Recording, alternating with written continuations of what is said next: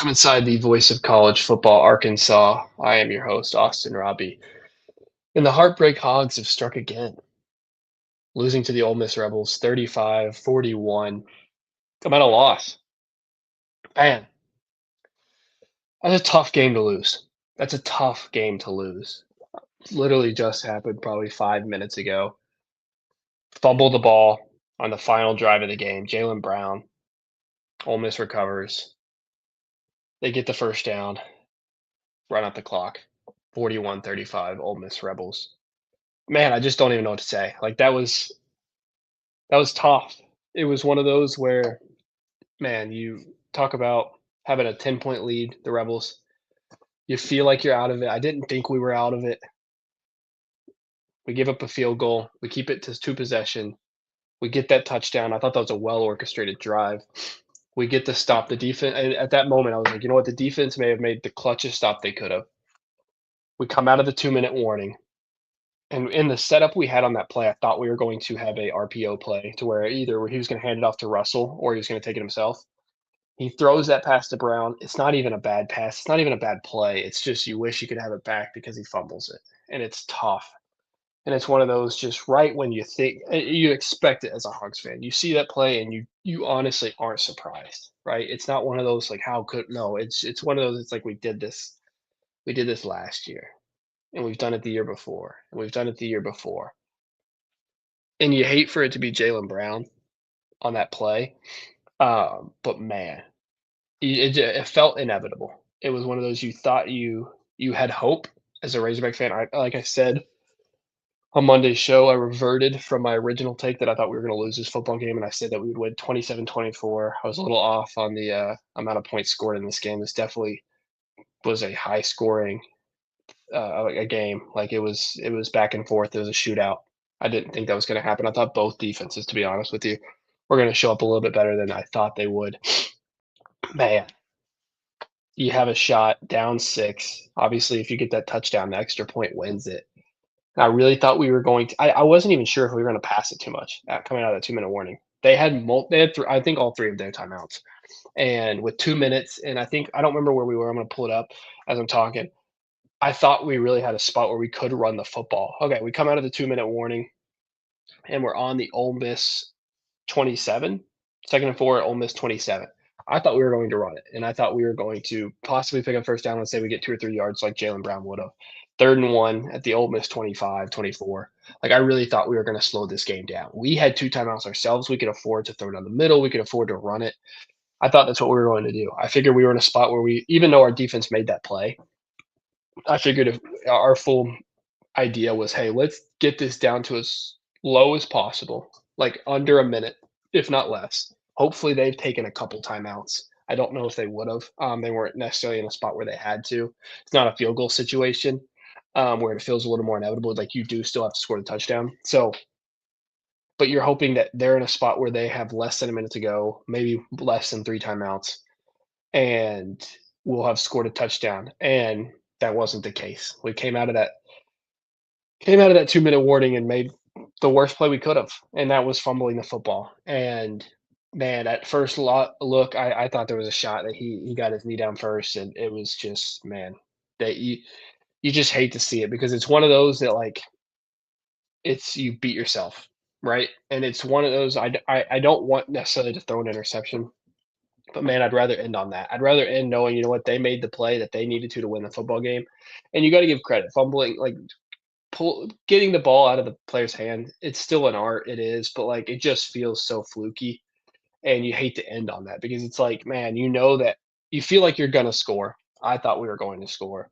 So for it to end just like that, it just feels like I mean, anything Razorback fan watching, like, like, it's just it feels inevitable. And in Ole Miss, like, it feels sometimes even more inevitable. Like, there's these games in the SEC where it's like, we continue to prove time and time again that we're a better team than the media gives us credit for. And that's like in this situation, I think this game was 6.5 line.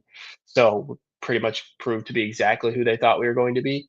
I'm gonna see if I can get the line. But like it was just one where, man, you've played so well the entire football game, right? And you're in a spot where can we get the game leading touchdown? Because at the end of the day, even if we scored and we took the lead, like I still know as a Razorback fan, I would have been nervous that Chambliss would have walked right down that field and they would have kicked the field goal to beat us. Like they had a really good field goal kicker, so that wouldn't have been surprising either. Ole Miss was only favored by 3.5 by the end of this. Wow. Okay. Dang.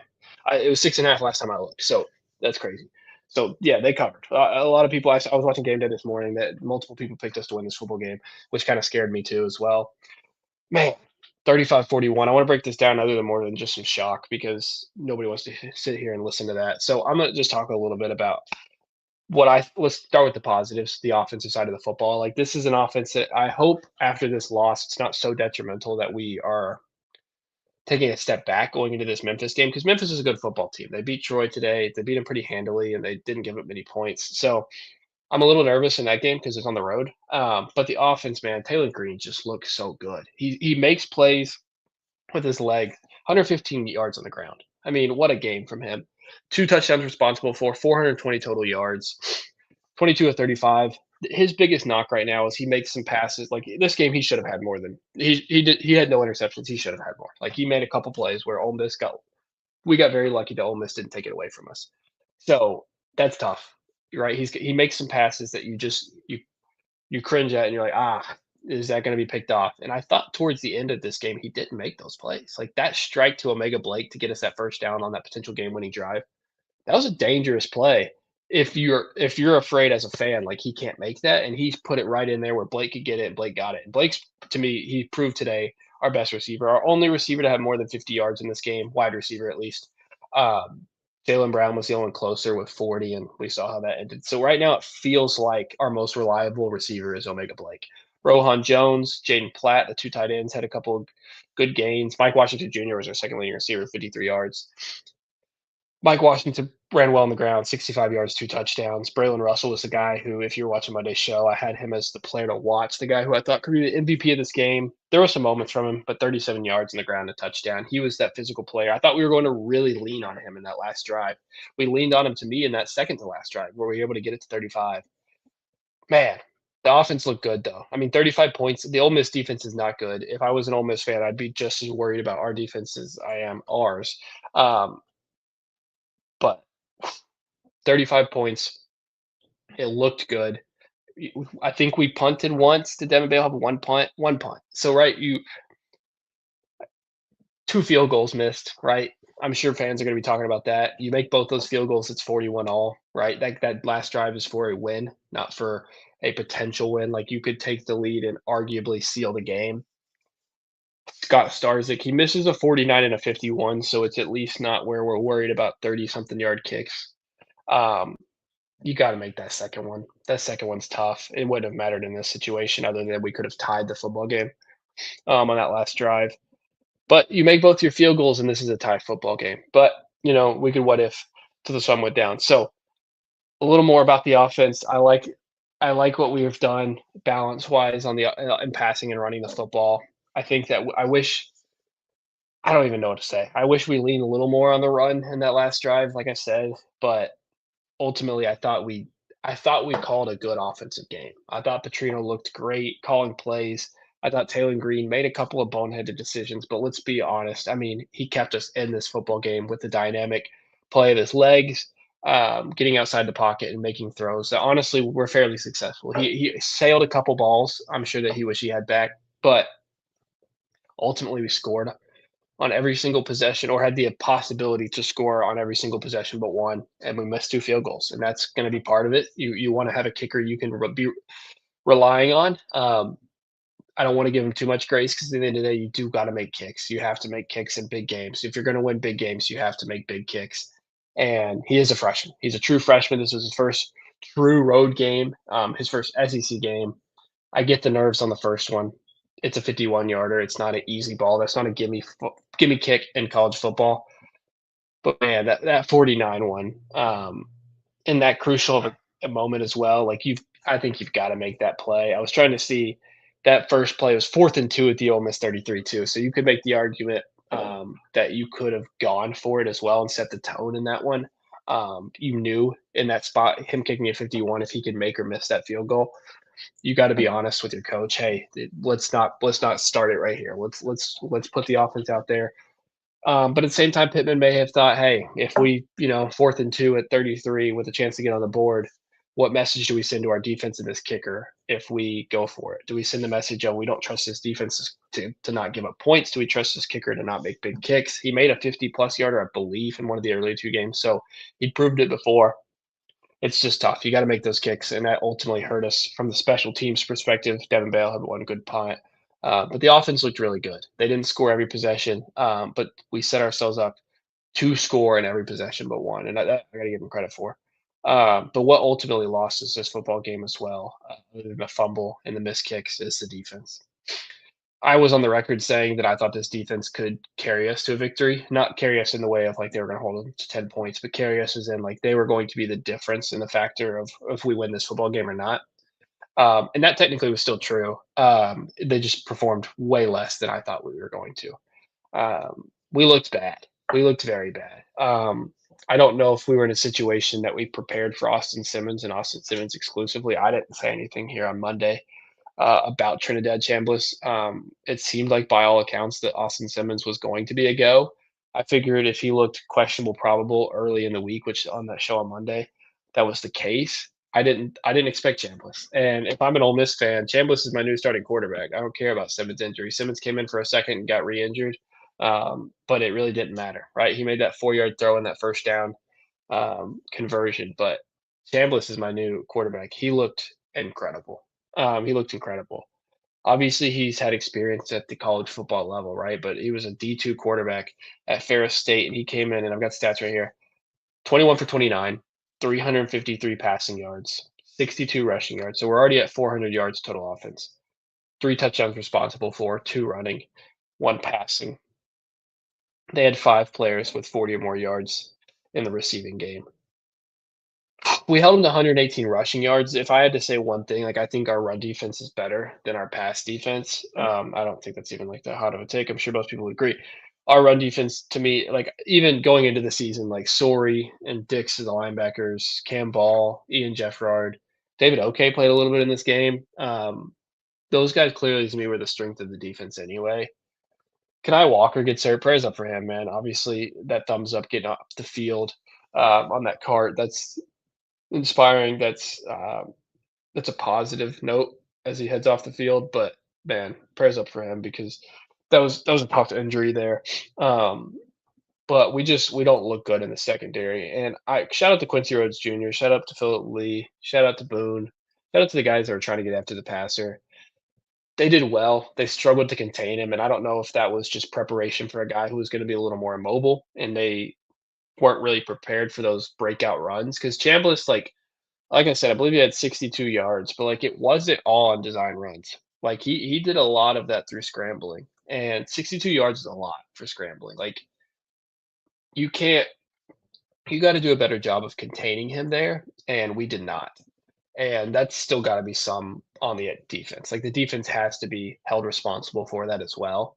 So that's a tough spot. But I guess on a positive note, the rushing defense was a little bit better. Only 118 yards, 3 yards a carry, which is not bad, but 357 yards through the air is just you can't have that happen. And it was the chunk plays, man. Like here were some of the longs, right? A 62 yarder to Caden Lee, 64 yarder to Daquan Wright. Daquan Wright is a tight end, right?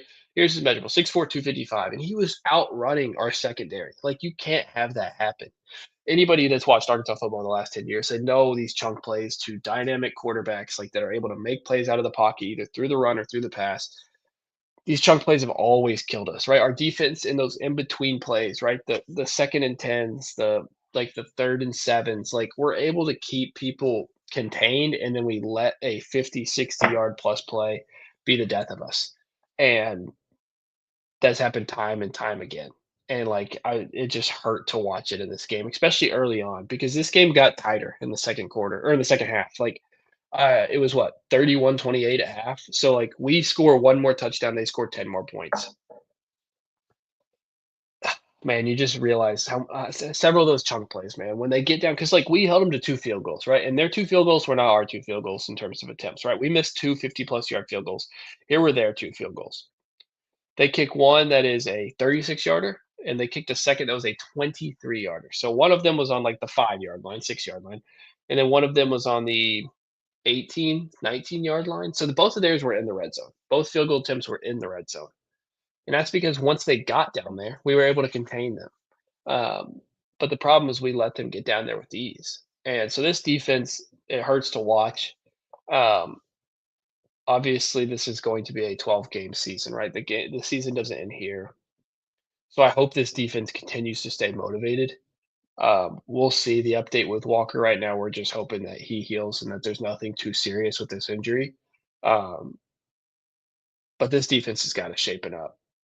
We looked bad. We looked really bad. And Kiffin's known for a dynamic offense. We knew that this was going to be, and I should have known, right? I thought this was going to be a little less of a shootout. I should have known that this was going to be the type of game we play. Our offense has carried us in those first two games, and it's looked really good. And we looked good today. Um, and our defense, I didn't think it looked bad. And I was naive. And even I was listening to the Arkansas State game earlier today, right? And they lost by 8 points to Iowa State. And I was like, man, maybe our defense really is legit. Now Arkansas State only scored, I believe, 16 points on Iowa State. So it wasn't like they scored a lot. But I just was like, man, maybe this team is legit. Maybe this defense is legit. And to come out here and give up 31 first half points is terrible. Um, and it's one of those that the two things that I think fans are going to talk about the most are the two missed kicks, because that's the difference in a 6 point game is literally two field goals for 3 points apiece.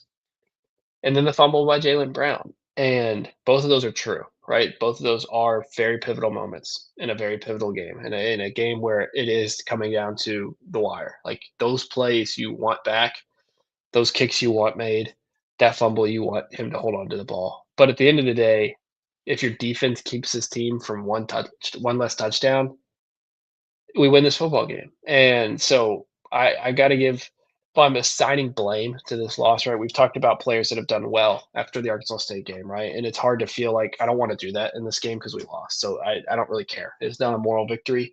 Um, it's a actual defeat. So I wanted to at least talk about, I guess, where I would assign the most blame. Number one's got to be the defense. The defense has to shape up better, and I don't want to continue to put it on the defensive line, even though they're going to have to, I think, save the defensive secondary. Like I do, because I think this defensive line did a fine job. I'm not super familiar with how good Ole Miss's offensive line is. I thought they looked fine. From what I talked about on Monday, I thought they were an average offensive line. I thought our defensive line got to Chambliss a lot. Like you could. The reason we knew he was such a mobile player is because we forced him to be one. But we couldn't get home, and I don't think we had but a sack. I think there was one sack in this game for us. Yeah, one sack. Shout out Miguel Mitchell, and I think I remember that play. He fell 2 yards short of the line of the lot like of the line. He was the I'm trying to I'm blanking out, but he fell 2 yards short of the that line, and so he got sacked by Miguel Mitchell. That was his one and only sack. So that's tough. Um, but line of scrimmage. That's what he fell behind the line of scrimmage. It was Miguel Mitchell. But man, like the defensive line, they just couldn't get home at the end, man. Like they would get 80% there and then they couldn't follow up. And that's tough because if you're able to get home a couple more times, right, you're able to get your defense off the field and the offense back on the field. Um, but at the same time, when they weren't able to get there, right, the second level, Chambliss was able to get out of there and get to the second level, or get out of there and make a play to a player because the defensive backs couldn't hold that player. Um, and it's tough too because, right, if Jalen Brown doesn't fumble that football, right, and we get the first down, and let's say we go score, uh, and let's say we go score, and let's say they don't score, right? Then what the story would be in this game is how impressive the comeback was from Taylor Green, how we stay poised, and he's able to score at the end of the football game, right? 42 points. And then the defense, despite playing a bad game for the majority of the game, came up with the two biggest stops of the game. But that's not what happened, right? They came up with one big stop, and they ultimately did their part at the very end of the game. But they couldn't do their part for the first, I would say definitely 2 quarters, right? They only gave up 10 more points. Um, so 10 points and a half, I can't be too critical on there, but the first half, like they played about as bad of a football game as you could have played. And the only reason it was still close was because of our offense, who bailed them out. And obviously, it's tough because the offense is who ultimately let us down at the very end. But to keep it to bring it back home, to me, the number one group or player that was responsible for this loss was the defense, and more specifically, the defensive back room. Um, a little bit the defensive line. I'm not a defensive lineman, so I don't know on some of those plays that Chambliss is able to get out of. Like if they need to do a better job of not necessarily, I don't want to say not necessarily getting to him, but like keeping him contained, right? Like I'm watching it as a fan and going, okay, he's right there on it. Rhodes is about to get to him. And is it, hey, let's not get to him. Let's stay contained so that we're able to not avoid to able to avoid the big play. I don't know. I'm not super advanced on that, but it just as a fan watching, I'm just like, man, the D line was almost there time and time again. We played decently as a run defense. They also didn't necessarily need to run the football a ton. We were both successfully passing the football. There was no need to run it for them, especially when they were doing so well in the air. But the reason they were doing so well in the air to me is because our secondary looked terrible. So specifically in coverage, we got to get better. And I don't know if that's going to be trying new personnel out there. Guys that I thought didn't look good. Davila had that one pass interference call. That's all I saw from him, so that's not good. Kenai Walker, like I said, prayers to him. So I thought played a fine game. Julian Neal, I thought was fine. Um, it was just Larry Worth to me looked slow at times, and Jordan Young, I didn't love Young. I've said that in the past 2 games. I didn't think he was the best player. I thought Caleb Wooden looked good. I like Wooden. Um, Shakur Smalls, I think maybe he could get some more playing time, but ultimately, I don't know what it's gonna be. Like, I don't know if we have the personnel secondary-wise to ultimately win tough football games against good passing offenses. So we may need more production from our linebacker room and our defensive line to get after the passer, and then maybe Travis Williams dialing up some better blitzes, some more I don't want to say like nuanced blitzes, but some more like, all right, we're gonna push one way when we're gonna design blitzes to where we can really, I don't know, deceive the offense, show pressure, and then give it somewhere else. I don't know what that's going to be, but the defense ultimately was the biggest reason we lost this football game. And number two, and I think it's got to be the kicker because you make these field goals and it's tied, and right, like there's the butterfly effect of like how the offense for them plays, or even our own offense post these field goals being made, right? Like we make the first one, we're up 3-0. The second one, I'm trying to remember where it was at. That would have made it 31-38. So they would have then scored 31. Oh, I guess depending on if you called the first field goal good too, it would have been 34-38. Like there's so much butterfly effect, especially when both these field goals were missed prior to the fourth quarter. You don't know what would have happened. But at the same time, if you make both these kicks, I know if I'm just doing simple math, it's 35. With 6 more points is 41. They scored 41. It's a tie football game. So you wish you had those back. Scott started to me as the second reason we lost this football game. And then third, like I said, I think then is Jalen Brown. And that's just because of I hate putting it all in one play because there's so many plays before that. But at the same time, we got to talk about and address what actually happened. What happened was that he fumbled the football. And there is the what if of we don't run that play. There's the what if of these kicks are made. Um, but in the 2 previous examples I talk about with the defense and Scott Starzik is what if he made these kicks? And the defense, what if they played better? Same with Jalen Brown. I guess what if he didn't fumble? But like he fumbled, and that's what happened. And you got to hold on to that football. And I know his teammates are going to rally behind him. They're not going to hate him for it. He hates himself right now. Like ultimately, like he feels so responsible for this game, and to some degree, he is right. But to me, he is not the first person to blame. He's not even the first unit to blame. That's the defense. The defense looked terrible in the first half. They looked better in the second, but it was one of those that like you hope in this situation that Jalen Brown doesn't fumble the football. We score, we take that lead, and then either through a great play or through we wasted so much clock, something that ultimately the defense gets bailed out and we win this football game purely off our offense. But that's not what happened. So ultimately, it's just a really tough loss. We talked about some of this last week. I'll go a little bit around the SEC just to give some like there was a lot of SEC games played this week. Ole Miss and Kentucky played the first one last week, but there was a lot this week. So I'm going to try to talk about a couple of those and see what it means to us. Some teams that won this week that played nobody. Texas beat UTEP. Oklahoma beat Temple. Bama beat Wisconsin. Auburn beat South Alabama. Missouri beat Louisiana. Mississippi State beat Alcorn State, and Kentucky beat Eastern Michigan. Those are all teams that played mid majors and won. Um, there were 3 SEC games that were played tonight other than ours. And then A&M Notre Dame are playing currently as we speak, 34-34 apiece. Notre Dame's got the ball in A&M's red zone. Um, but those 3 outside of our game was Georgia Tennessee, which was an absolute thriller. Georgia wins in overtime, 44-41. Florida LSU wins 20-10. Neither of those wins are surprising. Those 2 were the favorites. This one, which I thought would have been close anyway, but man, not this way. Vanderbilt 31 over South Carolina, 31-7. I believe I didn't get to watch a lot of this game. Lenora Sellers, I think, got hurt in this football game, so that taints it a little bit. But to still give up 31, Diego Pavia, man, he's got that Vanderbilt team humming. Um, they did what we hoped to do, was go into a top 20 ranked team and win a football game on the road in the SEC, and they were able to do it.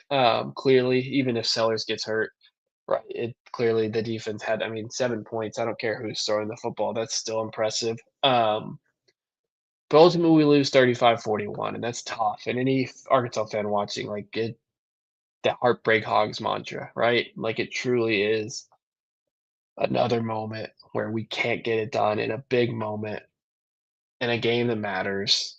In a game, honestly, it's tough too because anybody watching as an Arkansas fan knows, like, it's not necessarily even the games that we're supposed to win. Sometimes it is, and that's what's I mean, that's frustrating too. It's embarrassing, if anything, like, if to lose those games, but it's the one it's the tease, right? It's the idea of, okay, we're not like, even if it was 3.5, right? And I thought, like I said, I saw 6.5, and it was even, I think 12.5 is what I saw as the opening line. Obviously, we're not favored to win this game. Um, I said on Monday I thought we would. A lot of people on game day today said we would. There was belief, and we showed a reason to believe even throughout that entire game. The offense looked phenomenal. And in a big moment to take a lead late in the fourth quarter with less than 2 minutes to go, we stripped it away from ourselves.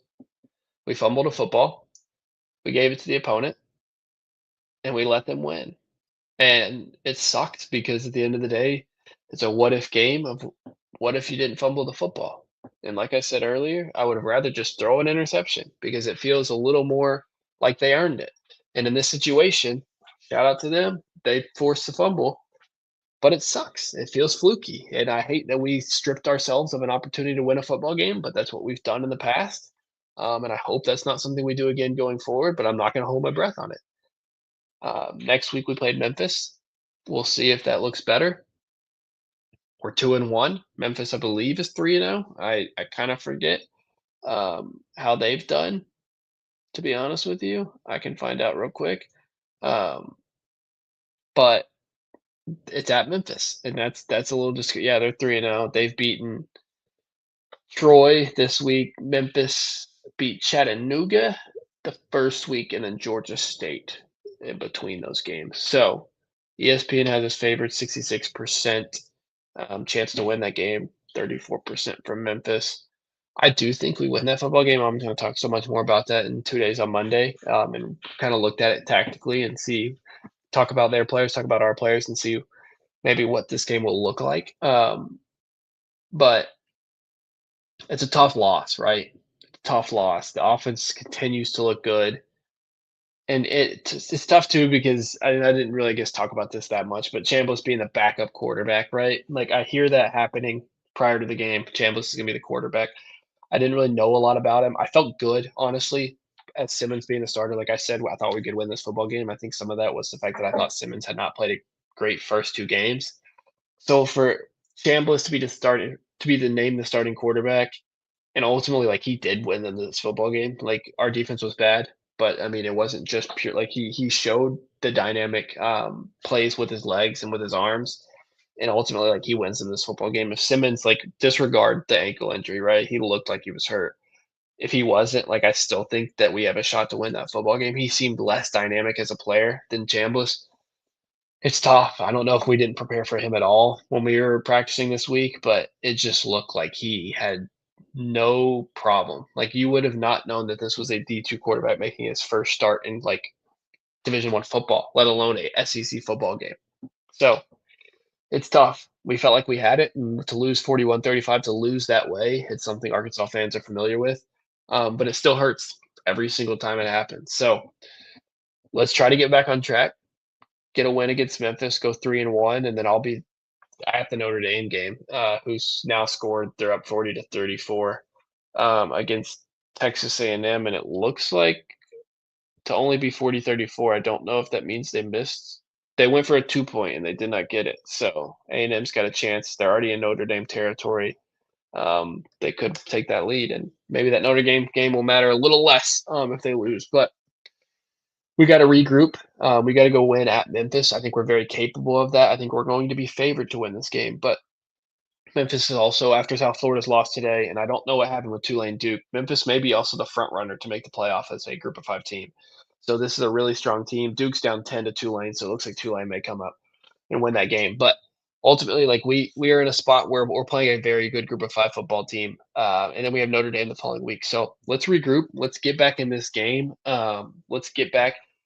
This is a tough loss, and as a fan, it just feels really defeating. But hopefully, we can regroup, get right, and go get a win at Memphis. One thing I'll just mention, and I mentioned this the last several shows, but just some merch right now, vocfb.com/shop. I've talked about it several times. We've added some merchandise to the Voice of College Football, a lot of team-specific merchandise, so that includes the Arkansas Razorbacks. If you visit vocfb.com/shop, and there's going to be a drop down with teams. It's sorted alphabetically, so we'll be right there at the top. Arkansas Razorbacks. We've got cups, we've got shirts, we've got a lot of different items. So check that out, and feel free to give financially and donate through that means and get some merchandise for the Voice of College Football, Arkansas specific merchandise. So it's a tough day for the Razorbacks to go 2-1. But I will be back with y'all, like the ticker says, Monday. I believe it's going to be a 5:30 show. It was a 4:30 show last week. You'll see on the channel. We'll have that stream scheduled prior to that time anyway, so you should know. But man, another tough day. So 2-1. Let's see if we can get right back in Memphis. Monday 5:30. I'll see y'all then. So thanks for tuning in. God bless. Go Hogs. College football is even more exciting when you've got some action on the line, and the games are even better when you're cashing in. And the Voice of College Football is the place to be to get the greatest value. Start with my picks.